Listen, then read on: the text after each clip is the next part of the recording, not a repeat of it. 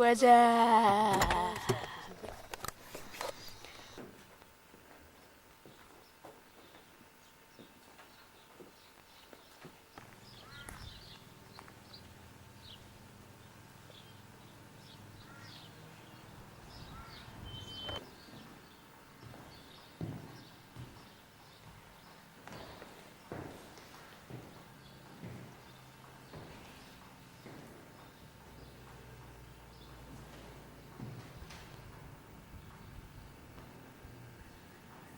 These are all over. all over the world.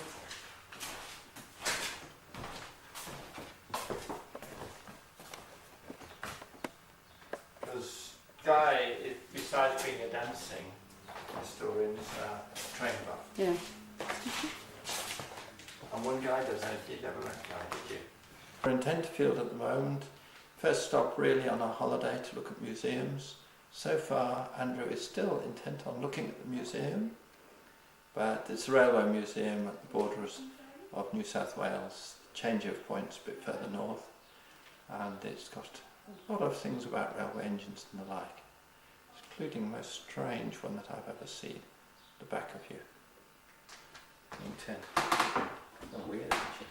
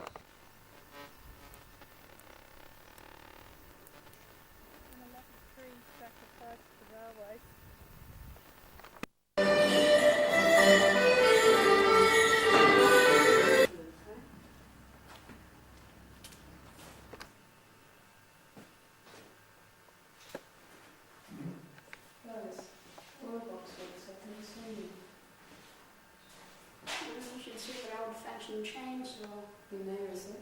Yeah. Wow, look at those shells.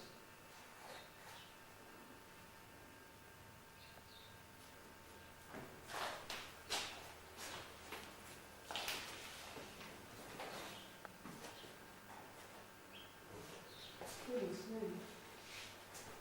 It's a cross-cut saw actually, Tony. And the whole bone as well. Yeah. It's like a cross-cut saw.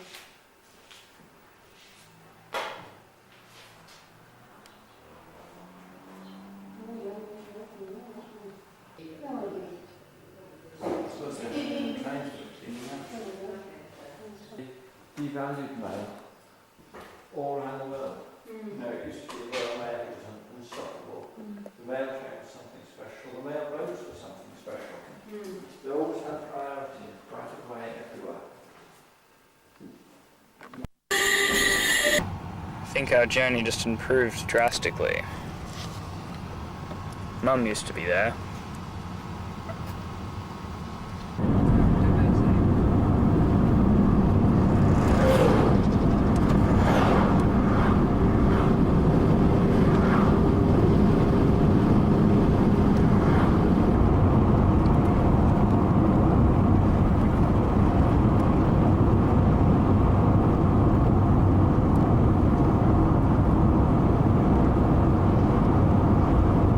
You'll never believe this. More trees and they're still green.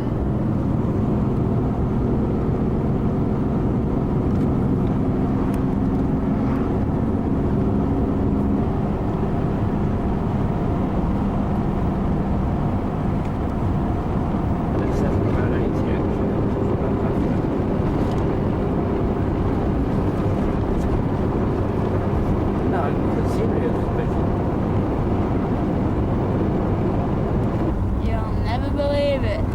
We found something new to look at. Rocks. Lots and lots of big, huge, chunky rocks. They're so interesting. They just sit there and go zoom past the window and to hell with it. When you find I'm it bored. really interesting, when he will jump out of the ground and roll down. You can always tell when he's having fun.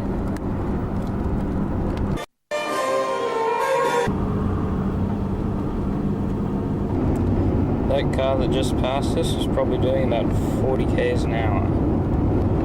Chris, you sure you don't have the handbrake on? Wow. This is Chris, one of his better moods.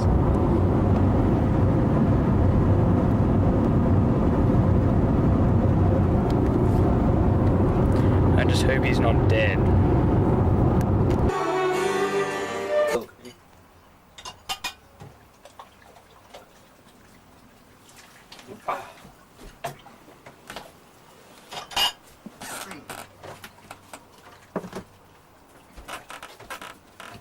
Toothbrush or toothpaste? I've got dirty feet.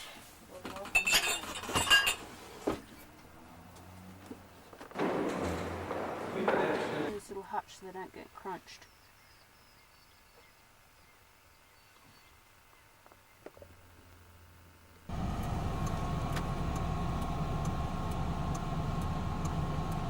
This is the third day and we're driving in from the campsite into the centre of Armadale to look up film times so that we can send the two brats off to a movie and get rid of them while Sherry and I enjoy ourselves going around the old houses and looking at iron lace and drooling over it on the Tony, buildings. phone home.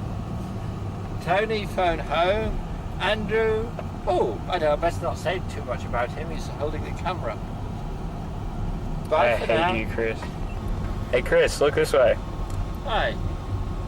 How's that for an improvement? Are you out? I want to lock the car.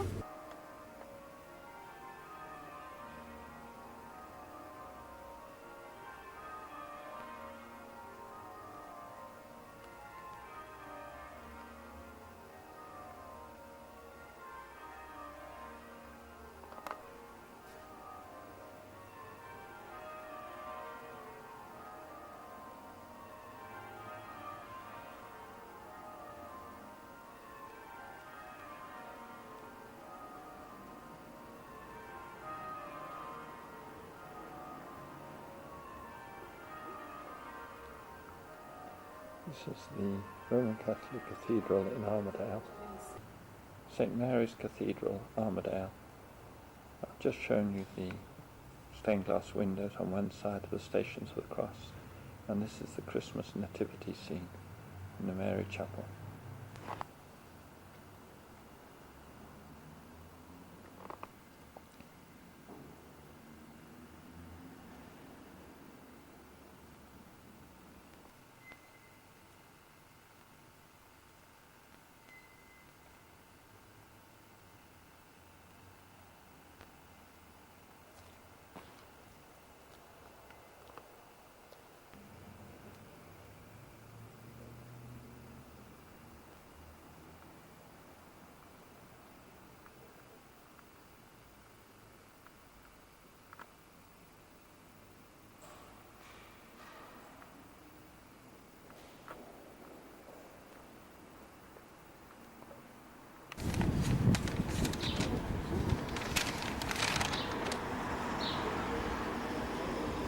The tourist trying to find her way around, turning the map to suit the roads.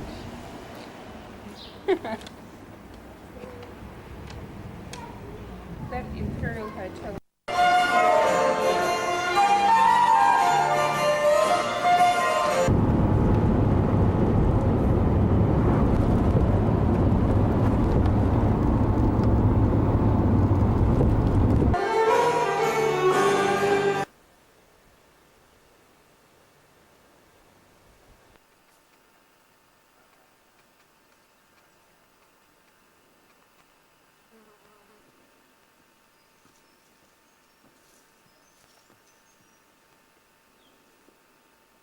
Jonathan Fabulous district severely used.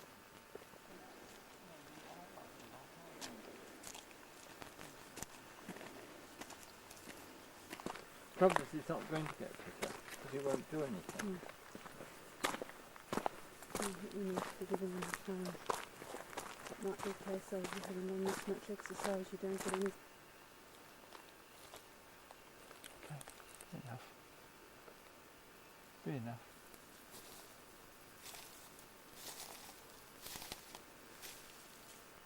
Right, wait 1 minute.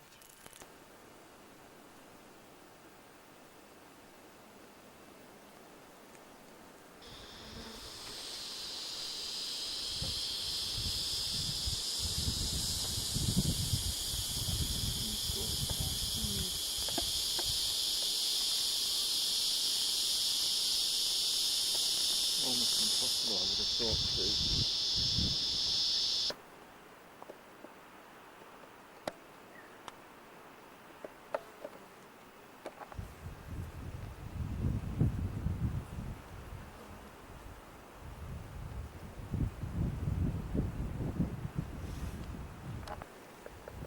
This is the Wallamombi Gorge. Should have water flowing down it and a big waterfall up at the end there. There's no water to be seen going over the falls and a few little green puddles down in the bottom of the gorge. But otherwise it's absolutely magnificent scenery. And I can't imagine trying to get out of that gorge if you're not down it. Nor would you be able to come up the river in any boats or anything else. Okay. See the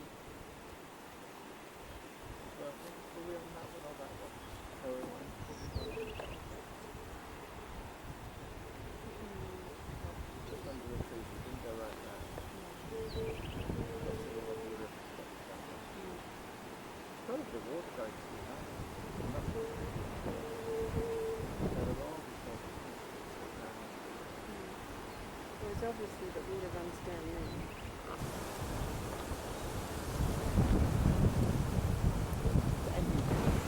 Look out over there that you can see up high.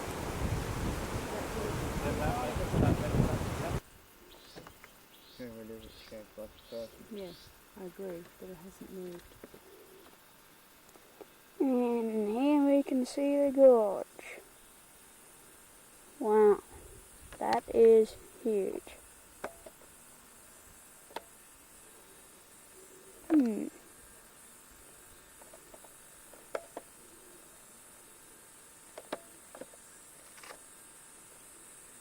Person.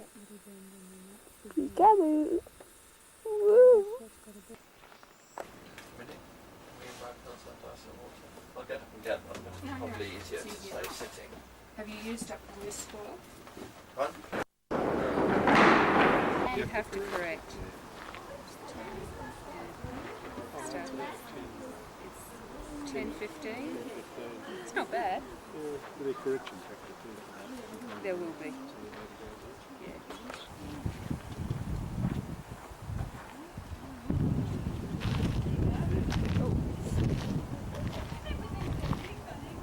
Okay. They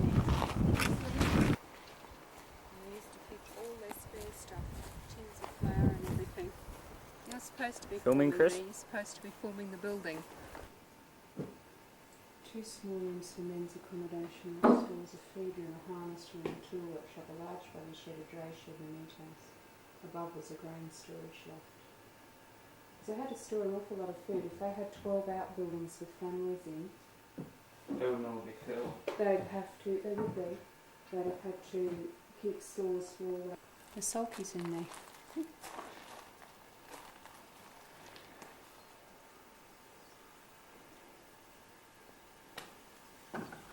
Camera shine on.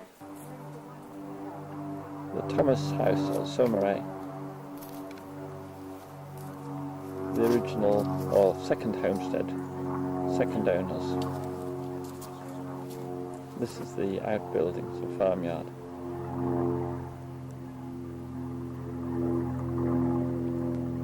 May 1870, his birthday.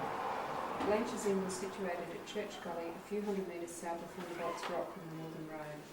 In the background, Thunderbolt, who'd been to the Uralla races the day before, could be seen engaged in this favourite activity, highway robbery. The victims of robbery are none other than Mr. and Mrs. John Blanch, innkeepers of the Royal Oak, were out for an afternoon drive. Had little money on them. He accompanied them back to the inn, enjoyed a few drinks, and then continued bailing up trackers on the main road. The shadows have moved and so has Thunderbolt. The Italian hawker, Giovanni, is about to hand over his pocket watch money and jewellery to the bushranger. Although the Rocky River Gulf was near Uralla had attracted thousands of Chinese and a lesser number of immigrants from England, Ireland, Scotland and Wales, the arrival of an Italian would have been something of a novelty.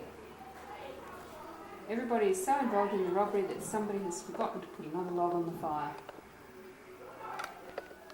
A general view showing the highway heading south from Thunderbolt's Rock. Capicotti's wagon can be seen in the distance. Did Thunderbolt say, "Go back where you came from"? We can almost hear the Italians' curses and protestation in the chill New England air. The countryside was more heavily timbered with stringy bark forest than it is now and was mostly unfenced. There are now two significant developments. Capicotti has met Mr. Derrington, a local settler, on the road and borrowed a saddle. He saddled up his own cart horse and galloped through the bush, giving Blanche's Inn and Thunderbolt a wide berth. He's heading hell for leather to Uralla to inform the police. Meanwhile, Thunderbolt's borrowed a grey horse from a new arrival at Blanche's Inn to try it out. A young man, James Coglan, was returning home from Singapore riding a grey horse and leading another. Capicotti arrived in Uralla, poured his story out to Senior Constable Mulhall. Mulhall set out for Blanche's Inn. Constable Alexander Billy Walker, who was off duty, saddled his horse, got his revolver and ammunition and followed. This seemed Stopped and go. When Walker came over the hill near the rock, Mulhall, coming back in the opposite direction, met him and said, "I've exchanged shots with the bushrangers." Mulhall claimed later that his horse had bolted. Most other people who believed he lacked the courage to confront Thunderbolt. Young Constable Walker certainly didn't lack courage. He rode on towards Blanche's Inn and shots were exchanged. Thunderbolt and the grey horse he'd been trying out headed west into the bush. The 23-year-old constable followed gamely, even when Thunderbolt taunted him with "Come on." "All right," Walker replied. Pomeroy has cleverly changed the direction of the paintings. West is now on the viewer's left. More shots have been fired and Thunderbolt seems far less secure. Even though Pomeroy's positioned Constable Walker down in a gully, he seems to be a dominating, resolute figure. It's Pomeroy's clever change of direction that is a figure retreating from right to left in our vision, a subtle hint that the game is up for Thunderbolt. Thunderbolt abandons the weary horse, sheds his coat and hat and wades across Kentucky Creek. The constable shoots the outlaws' horse to hinder the possibility of his escape. The grey horse has the same saddle cloth as Thunderbolt's horse in painting too, so we can assume the bushranger intended to steal the horse, not just try it out. The style of painting undergoes a subtle change. Thunderbolt looks more like a caricature and the blue has a sinister quality. Thunderbolt wades through the murky blue of Kentucky Creek, while in the background the gallant constable is even more heroic. Lit by the late afternoon sunlight, he continues the pursuit riding into the sunset. Apart from the two men, the details are less defined and there's an eerie, expectant atmosphere. Red comes into the colour of things. Thunderbolt, now a pathetic figure, leans against a sapling and seems to be staring into the distance, into oblivion. In the previous three paintings, the constable's shirt sleeves are down, now they're rolled up. Pomeroy's subtle way of saying that the trooper was about to get to work. The policeman is not threatening Thunderbolt with his revolver, but with the long arm of the law. According to Walker's evidence at the inquest, the following conversation took place. "Walker, you'd better surrender before you do any harm." Ward, "Who are you?" Walker, "Never mind who I am." Ward, "What's your name?" Walker. Ward, "Are you a trooper?" Walker, "Yes." Ward, "Are you a married man?" Walker, "Yes." Ward, "Keep back. You are a married man. Think of your family." Walker, "Will you surrender?" Ward, "No, I'll die first." Walker, "All right, it's you or I for it." The final painting is stunning in its dramatic and brutal simplicity. The men struggled briefly. Walker fired the last round in his revolver and shot Thunderbolt in the chest. The bushranger fell forward into the water, but he resurfaced and tried to grapple with the trooper, who then battered the bushranger's head with his revolver. Thunderbolt's body was dragged onto the bank by Walker, who then headed back to the inn for assistance. When he returned in the dark, the body could not be found immediately. Amazingly, Thunderbolt had managed to crawl some metres into the scrub where death finally overcame him. In this painting, the green colour of Kentucky Creek contrasts with the red of sunset, blood and death. The irony is the dominance of the policeman's horse. Thunderbolt had survived for so long because of his horsemanship. Without his horse, he perished. Thunderbolt's Trantor revolver was recovered after his death. The last round had misfired, rendering the weapon useless, possibly during the pursuit on horseback. Probably in that final and fatal encounter, Thunderbolt knew that it was all over. When he said, "I'll die first," was that an acceptance of his fate? There was no eyewitness evidence, only the official report submitted by the gallant Constable Walker on the 29th of May, 4 days after the incident. Here we see a broken tablet which was inscribed some time ago. There's a new updated version here which currently reads, "In memory of John McCrossan, who died November 11th, 1881, aged 50 years, an affectionate husband and father and true brother. He died beloved by his family and regretted by all." Continuing, a sincere and faithful friend, ever ready to extend a helping hand to the deserving, he gained the respect and esteem of the community. Residing in the district 40 years, a pioneer in the settlement of Aralla, and for many years the leading merchant therein. In 1858, in conjunction with Captain John Mackay and party, he explored a large portion of northern Queensland and discovered Port Mackay, erected AD 1882.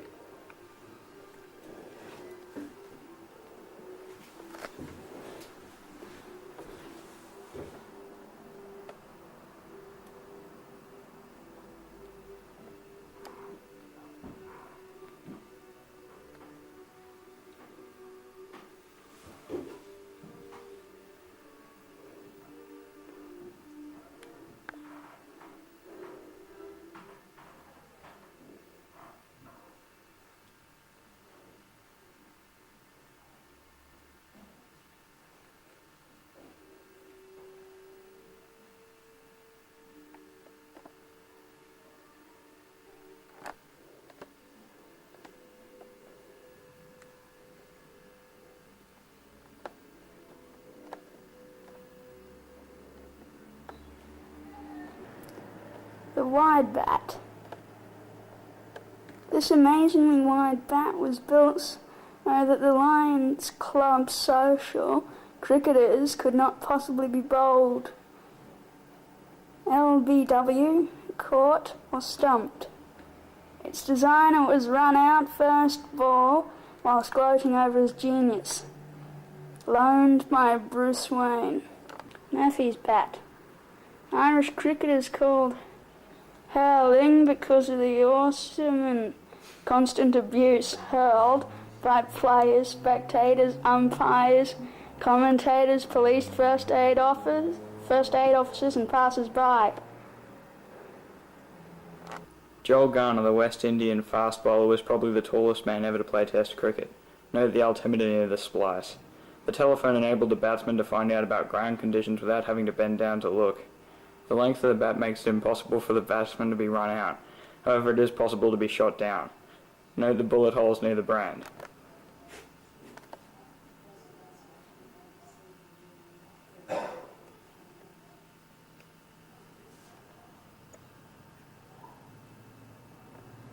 An old bat. Helmet designed by Ned Kelly for the day-night game against the Victoria Police at Glenrowan. The Kelly team were beaten outright despite a memorable innings by Ned, loaned by Bruce Wayne. Combat, especially for energetic youngsters, donated and marketed by Arnold Schwarzenegger.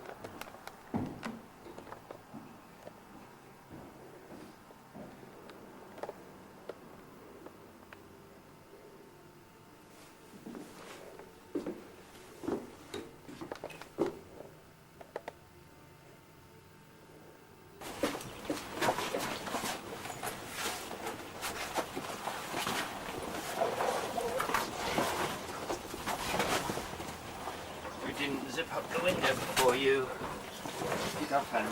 Yeah.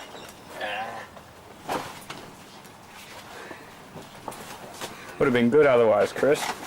This is a testimony to the fact that we actually did manage to set up the annex and put it back down again.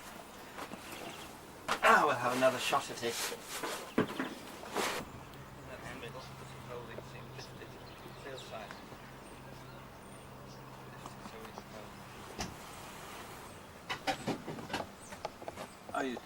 Oh, that's the crossbeam. Yeah. Can you undo it from the other end? You pull it from the other end. Okay, I'll do it. You just pull it out? Don't twist it straight forward.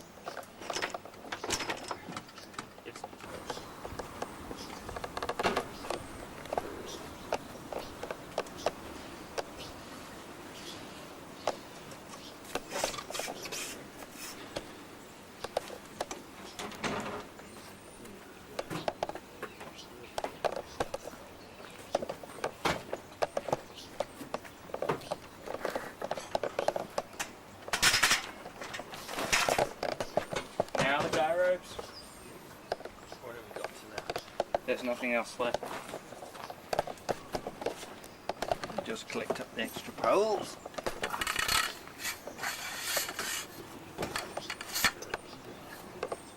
Sail up into that.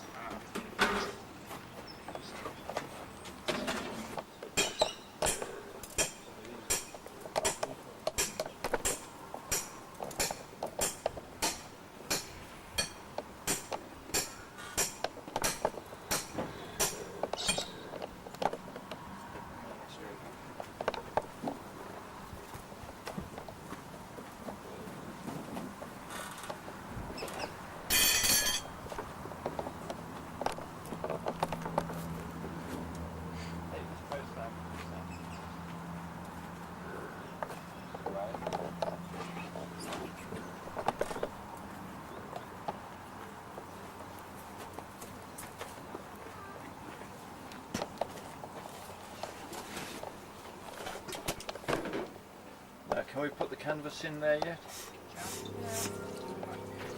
Or put the pen down, it'd be useful. Yes. Yes, it's only the sides. Now this one, Chris? Wait 1 minute. Let me get rid of that.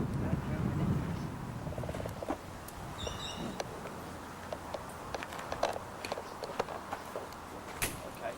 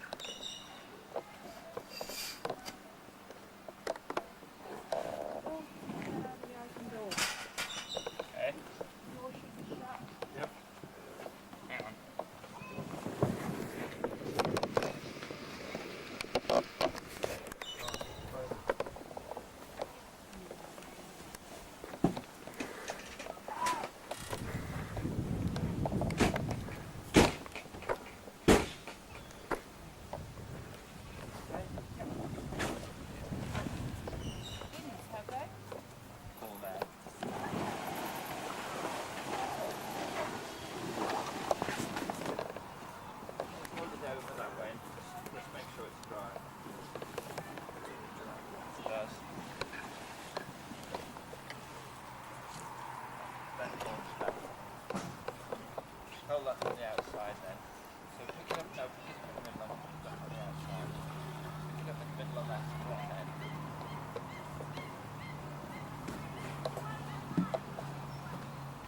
Oh, you mean with it? Just in the middle, okay. So just hold it that way. So, roll it over that way on the ground. Okay, aiming to keep this corner on the outside. Okay.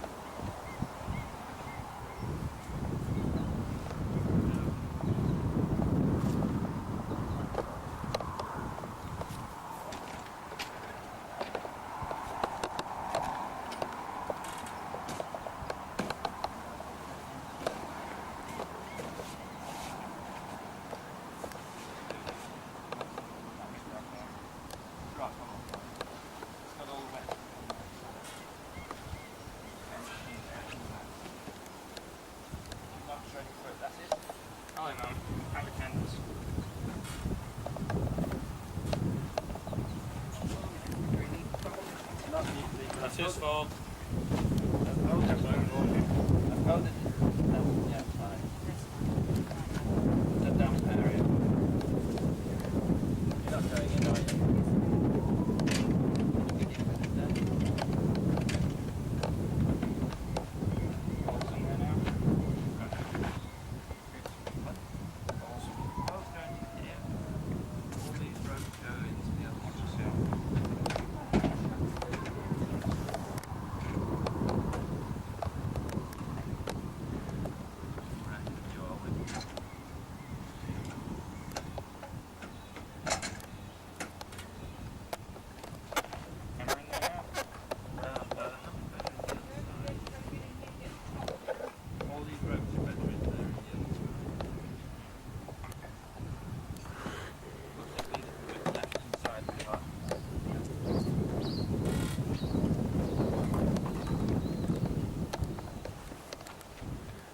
Window's closed. Did you close this window? Oh, son of a bitch. Yep.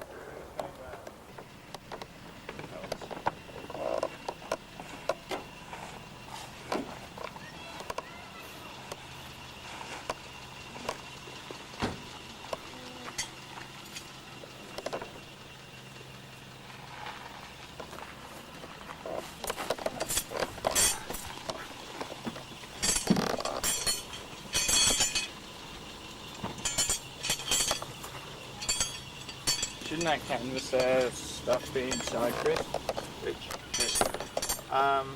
Well, I'll put the rope. Oh, yeah, put those ropes and that comes to be back inside.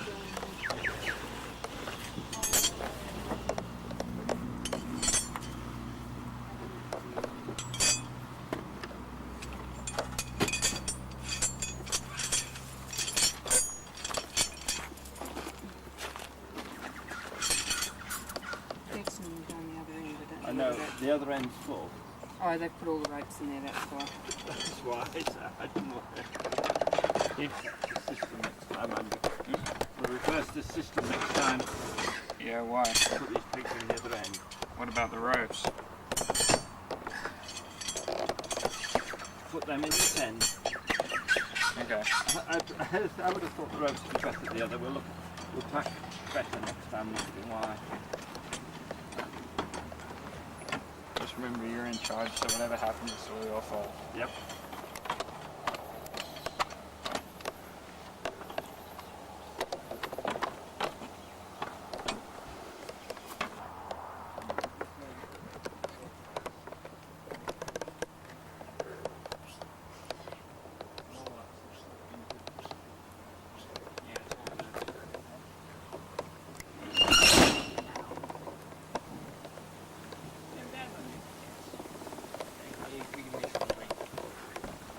Sorry. Then Andrew, you walk round and you put all these on.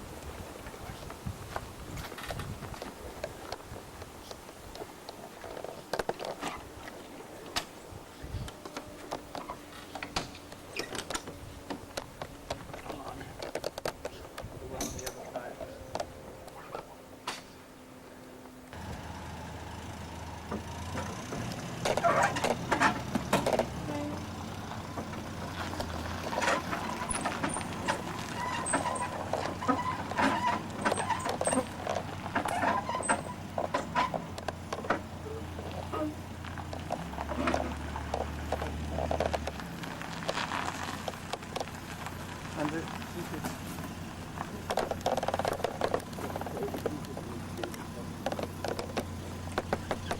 wait, back ones.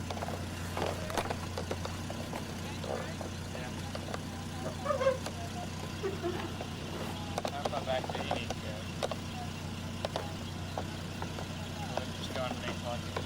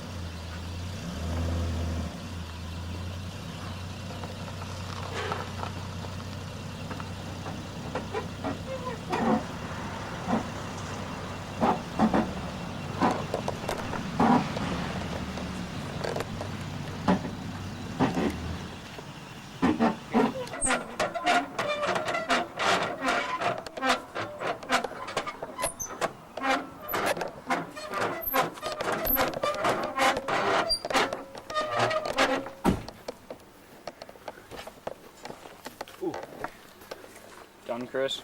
Nope, one more. One more.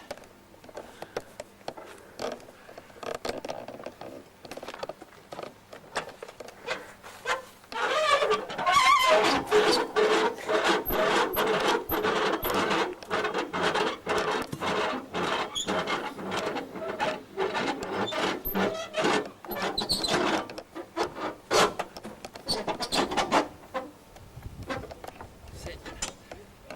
That goes into the pipe at that end of the poles. And then once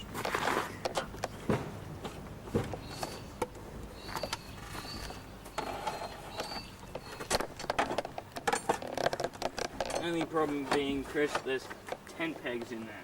Yeah, that's the idea. Oh, the tent, that's right, the tent is. Put it in the corner of the car. We've got the temp Yeah, we should got have been 10 in pegs this in side. Oh, you can. Oh, wait, there's 10 pegs in. Yes, darling. Stupid man. Okay. Have you got that cross That threaded? could be stupid. Is that cross threaded? I think it is.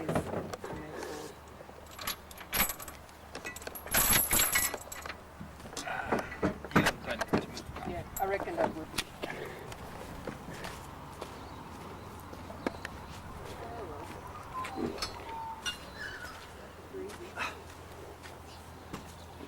A foot will do.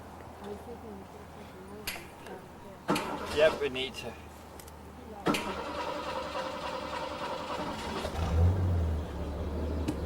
I thought there was something weird about that. That's enough. About what?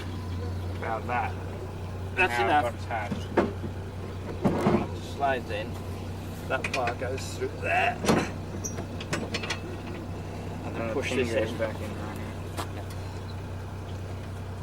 Can you put that in? I'm working the wrong way around. I've got one crease on this shirt. Crease. Crease.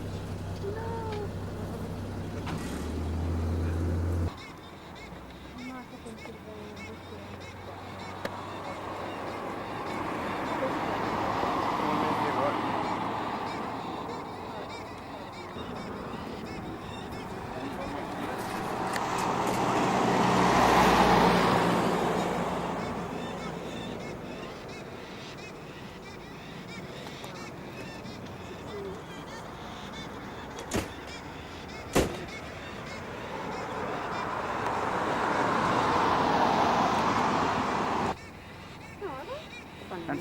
Yeah, there's one feeding. It's a baby. Oh, up in the tree. Oh, lovely. Maybe the Lara in this thing.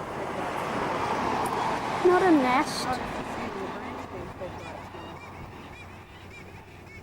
Could be its father, you don't know. Pedant. Yeah, shut up, you. And there's another one lower down. Another couple, yeah. That stuff, they're not moving. Oh, they're moving. They're just. Did you film them, Tony, or just Yes, I'm filming. this what I found?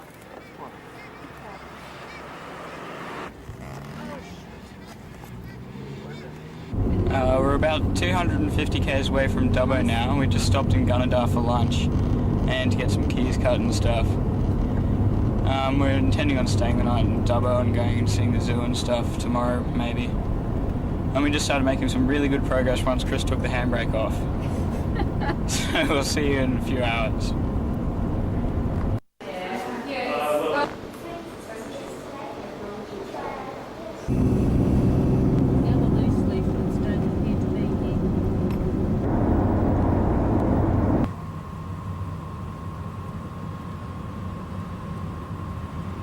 Andrew, stop screwing around with the camera.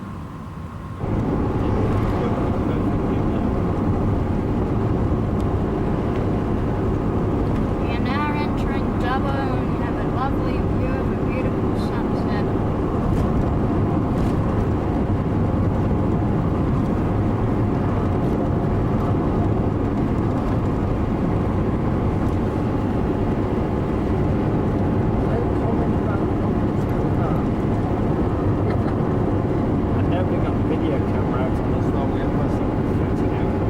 So for the £10 licensing fee, was able to take up land beyond these limits of settlement. And that is in fact indeed what he did. And he took up land, he took over the lease, bought the leasehold of this property called Dundunnamal, which is an Aboriginal word meaning hailstorm. And he bought this property from two brothers called Charles and Dale Mahoy Campbell. And it was the centre of a very large sheep run, and in fact it was an area of 26 square miles, and Dundunnamal was a central part of this station. So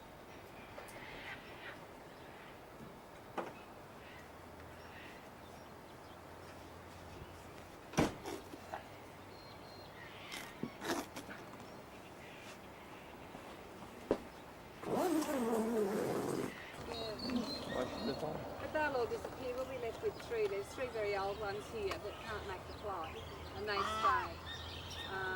I think they've got tags on their legs. They can still fly, but they just choose not to. They're quite old.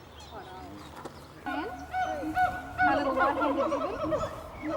And we've got Bacon just out on the ropes there. They've got two islands. They've got a rope between the two islands. They can come to and fro. And she's just hanging out over there. She's not half as adventurous as he is. Oh, he's a total fella. Yeah. Bigger the group, the nicer he likes it. Can't help himself. You come around by yourself during the day, you sit there, you get a group here, and oh wow, I've got to perform. He follows the groups around the island. But we're still here, stay.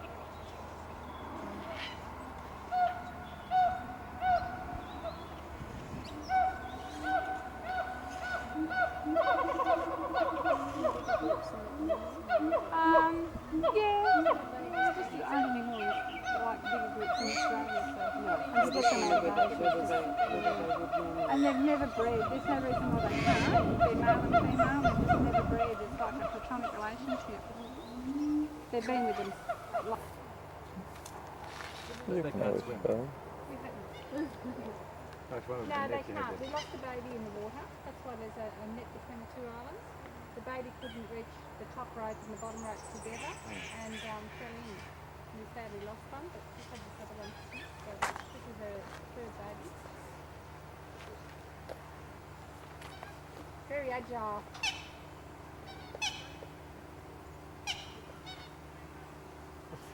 What are you doing?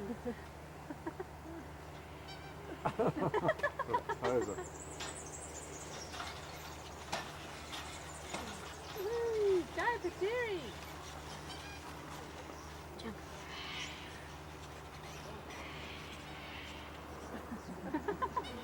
Is there another group coming? Yeah. That's a good one. Yeah.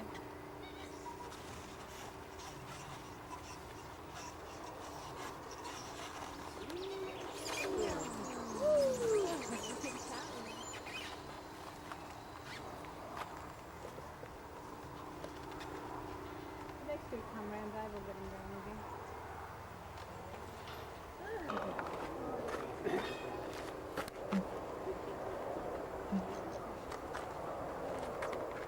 trouble. You're in trouble.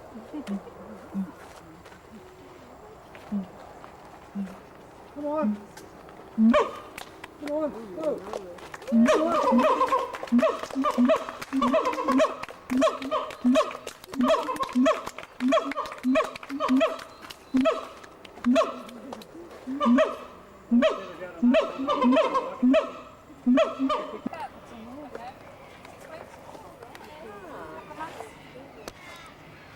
Then they stay in the burrow for about 6 weeks afterwards, though. Yeah, you can see them for like 6 weeks. And they only emerged about 2 weeks ago. So we were pleased in respect it didn't rain in that time. They would have been washed out. Didn't wash out.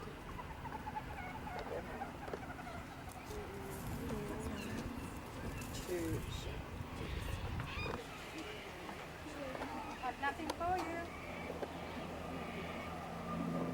Oh, over there, coming out. Oh no, look at you, Sonia.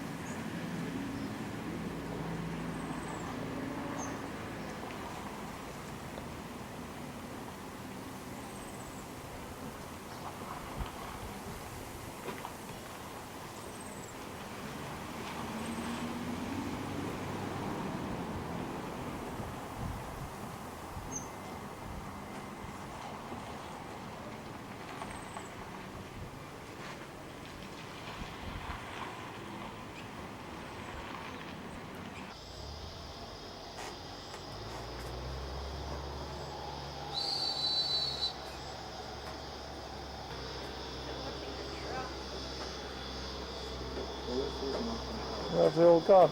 They've all gone laid down under the tree. So there's 2 zebras on your left here, Chris.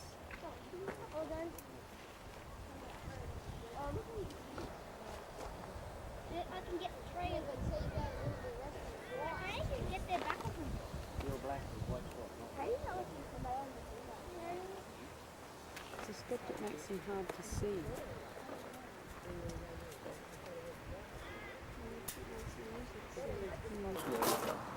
Yeah, well, I didn't have much choice. You did. You walked up and round back. Yeah. Ah, That doesn't matter. He's taking heaps. He's edited it out. Stupid Chris.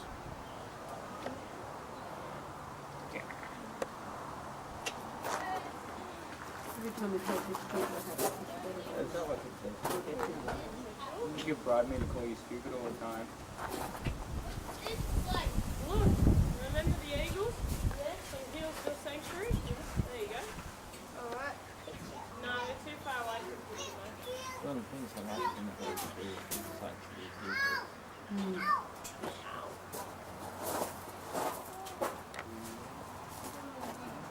Kangaroos next.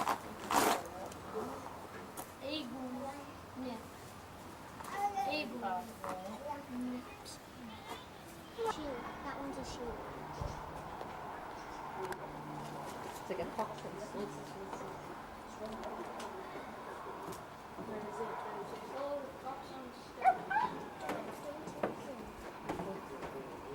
Well, what would it do? It's like I'm sure it's vicious. What's a vicious mean? There we go.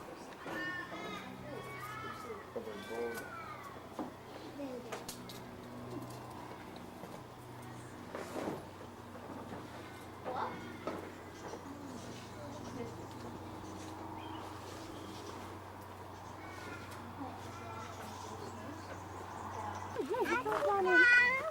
Here you go.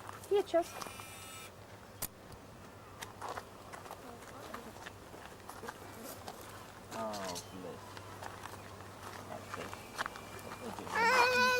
Sorry. Just making sure she doesn't fall in. Hang on.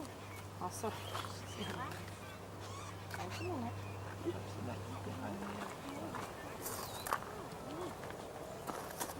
That's pretty blissful. Real blissful though. Give it a go.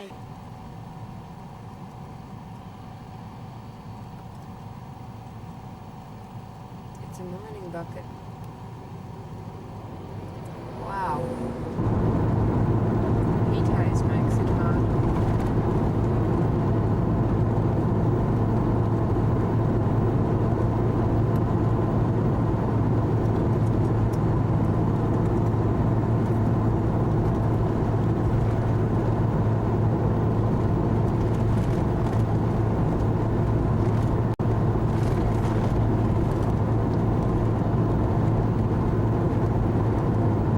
Is it a truck?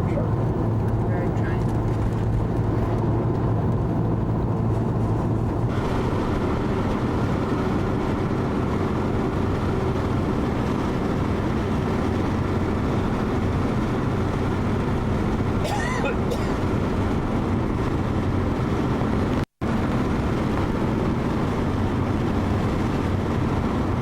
Shot.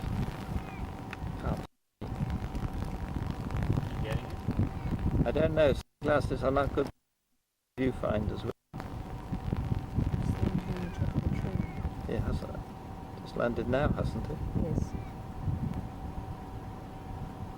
Is that him flying again? No, it's a magpie or whatever they are, crows or whatever they are. All disturbed. Yeah, it's on top of a tree over.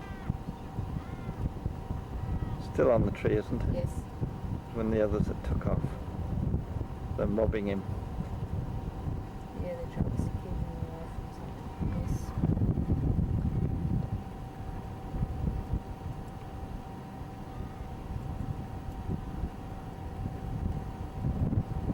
He's not going to move though, is he? No, he's up the tree.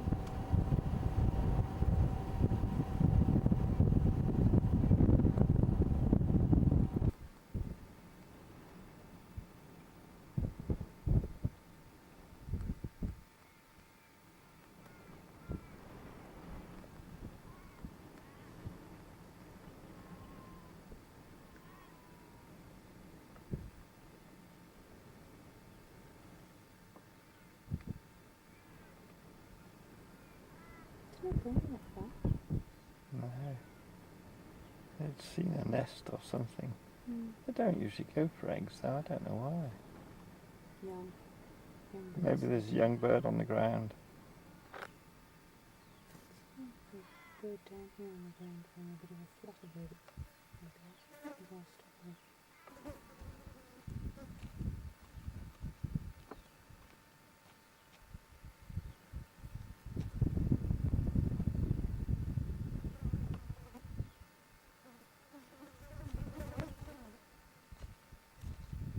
You've got Tony. Leg up. Come here, shut up, Billy, you're too late. Let the dog in go through the bank. Go here, come here. Come here. See, that's her room for the day. When you come, she barks at you. At the jackhammer, and when you go, she barks. So get in there, mate. How do you? Yeah. I'll show you. Pull that lever in. This one? Yeah, pull it. Now he knows what he's doing. Now he knows what he's doing. Yeah, now he knows.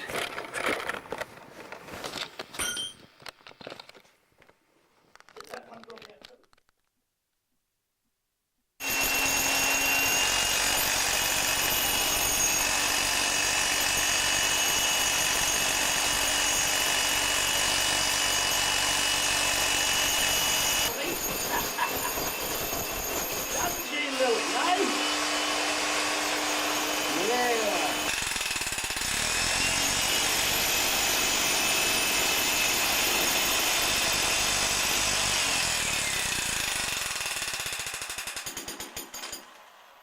Oh, Andrew, Hey, what? look down there. Well, they tell me a lot of places shut up in Queensland too, with this public liability too. I'm sure.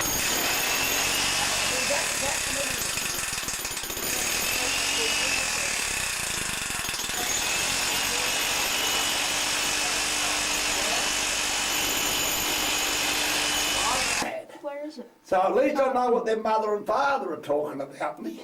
And I couldn't care less either. And I know one thing, they haven't looked in a mirror for a long time either. They're all half mad too, you know. You don't think normal people live here, do you? They're all head jobs and misfits of society live here. And if they put a policeman in town, 50% be gone tomorrow morning, including me. They'll be all gone with the wind. I take Lily the dog with me. I wouldn't leave her home for the vultures. No way, would we, Lily? That's the most valuable thing I've seen here. Yes. In Whitecliff, I reckon. Particularly if you took it to the London market. Mm.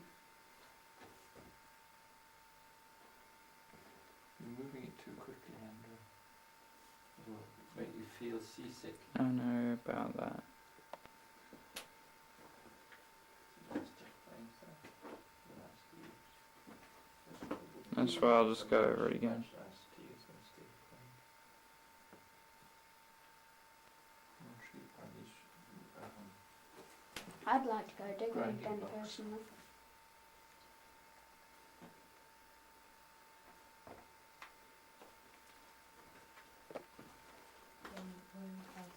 Don't go back down.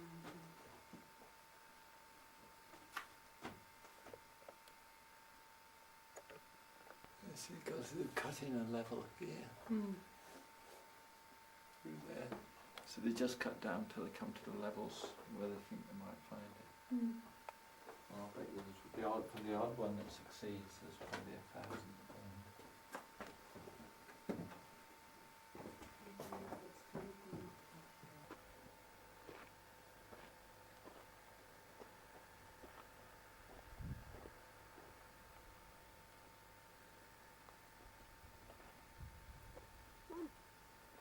This is Whitecliff's opal field. 50,000 holes in the ground.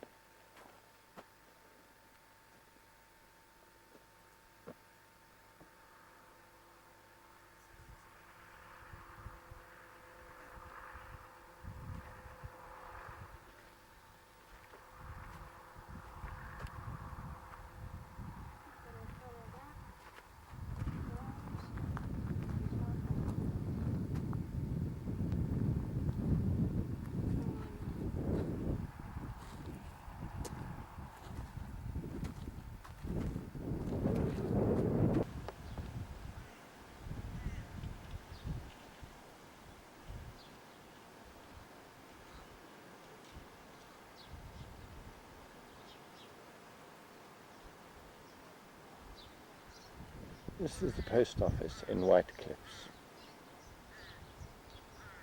Very pretty building really. It's up for sale. One high street in Whitecliffs.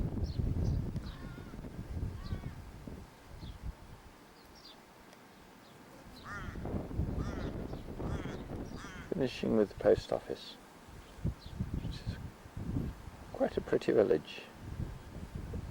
House for the village. Church in Whitecliffs. Apparently everything was something hall, and now it's an all-denominational church. In this village nothing is locked up. It seems to be a very safe place. Totally different to Wilcannia, just down the road where nothing can be left.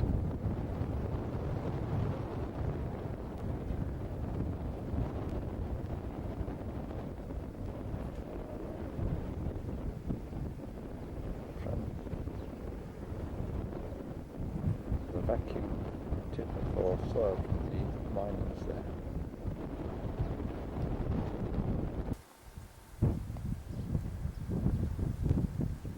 I think the story of it being a Masonic Hall is a misnomer. Maybe it was used by them. The windows are far too low for it to be a Masonic Hall.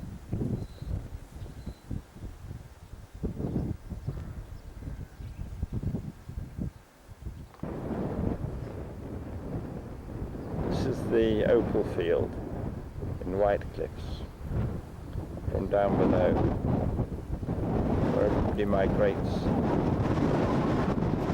during the day to do the workings, to live in the village. Half of them live upon the workings anyway.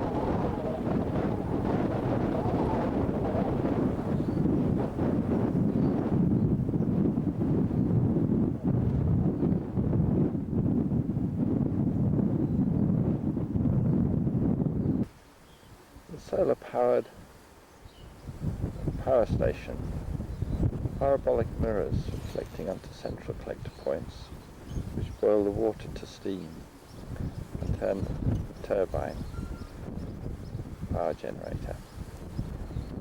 It did supply most of the power for the village,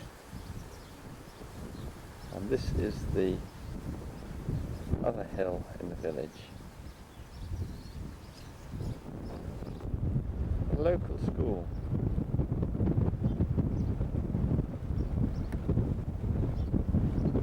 In with a portable classroom, so it seems to be growing in size to some extent.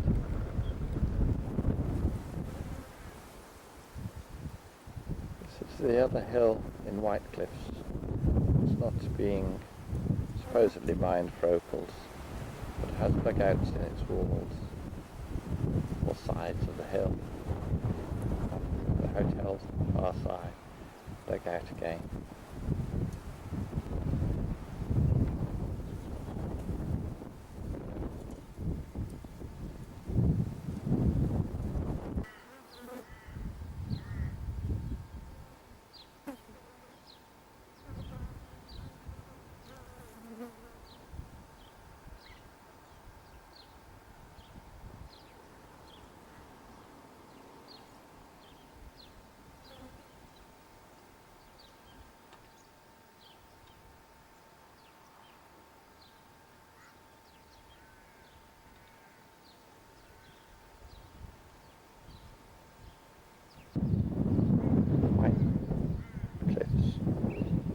The other village street, Shell Station in the background, also combines with the village store, coming round to the pub.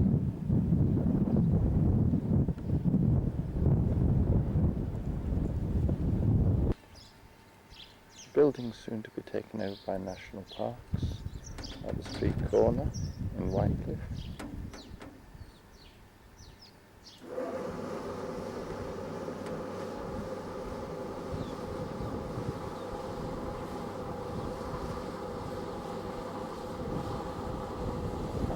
Village store that also combines as one of the petrol stations. The other shell is the dry goods store, and this is a fruit and veg store.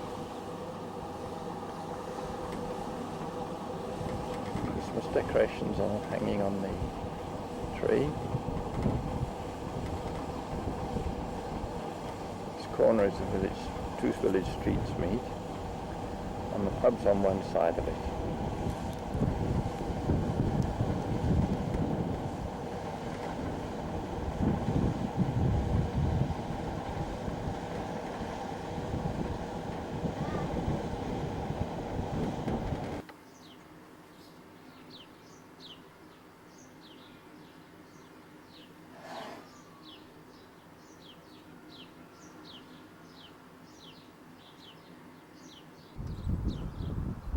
If they're not living up in the dugouts on the hill, and they're not working in the shops or the hospital or the motel or the pub, this is where they live.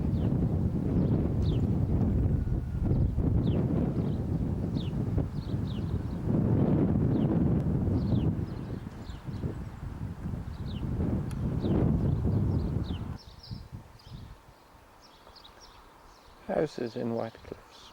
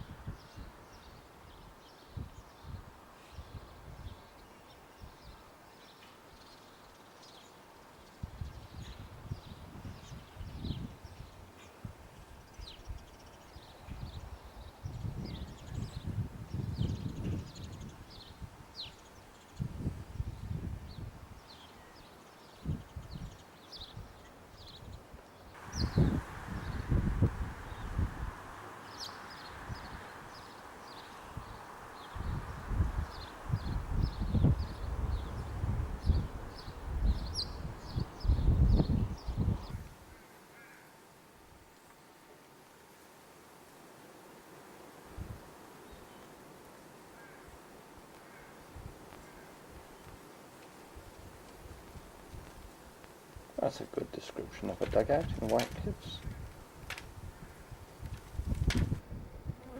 Memorial Pavilion in Whitecliffs.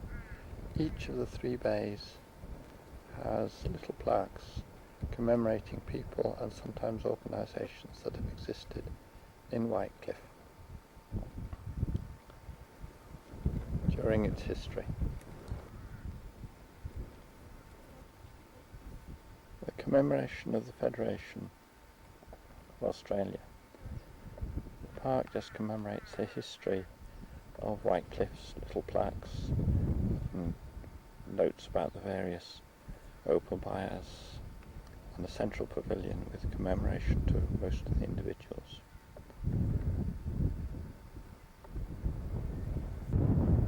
The 3rd hill in Whitecliff, active open mining operation. How valuable it is was hard to judge. A lot of gamblers, a lot of money sunk in it.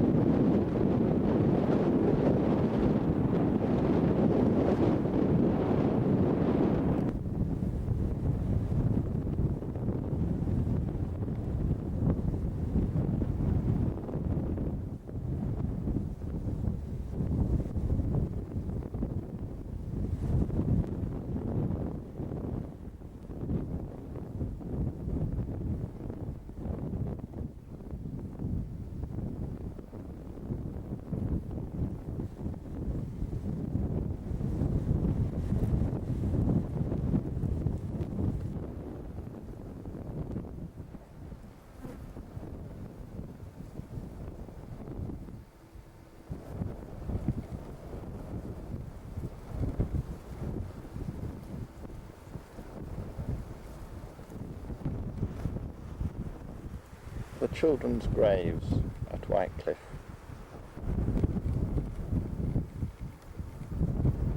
These are the graves of the children of the early settlers.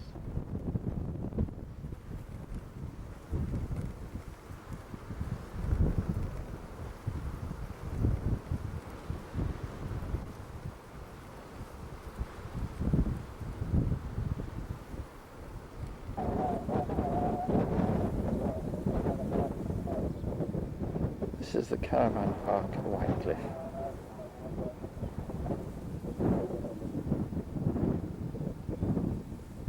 It's beyond the amenities, the village swimming pool and children's playground.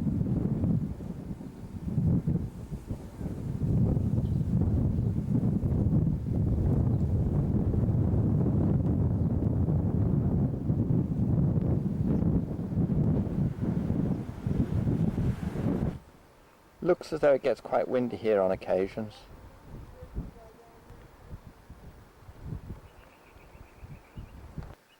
And the hoist needs chaining to the ground as well.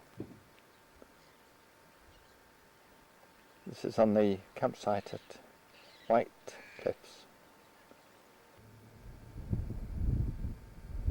The red earth on the approaches to White Springs. Sorry. The red earth on the approaches to White Cliff.